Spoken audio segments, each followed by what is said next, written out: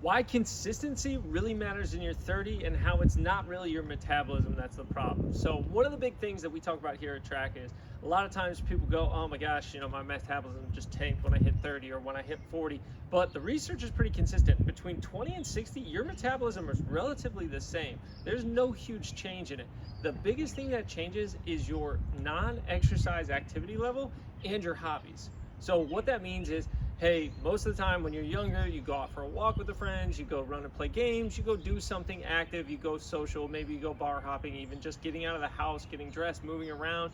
You do more active things. As we age, we do less and less active things. We sit in front of the TV more, we send emails more, all of our work stuff goes from walking around on the floor to sitting in front of a desk staring at things. So we lose a lot of non-exercise activity level, which could account for 5, 6, 700 calories in a day.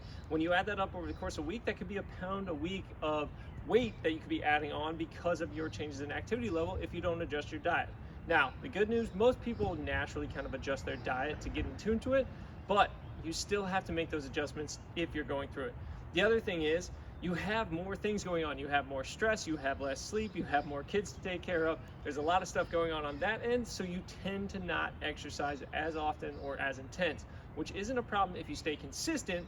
But if you're inconsistent with that, you show up one time a week, 3 times the next, 0 times for 2 weeks, 1 time the next, that's when you run into a problem, because now you've started to add loss of muscle mass into the equation. So not only are you not just doing random activity as much, but now you've lost muscle mass, which actually does have an effect on your metabolism, but that's because you've chosen not to work out to strain those muscle mass to keep increasing it.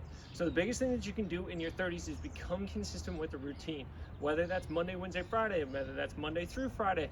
Not the hugest difference, but the big thing is to find a routine that you can stay consistent with, even if that means just walking 30 minutes every single one of those days, or again, picking up weights, or even just hitting a push-up, sit-up, air squat, 10 rep, 10 round routine in your house for 15 minutes. Whatever it's gonna be, you have to find a way to make it work in your schedule and stay consistent, because if not, that is gonna be the biggest detriment.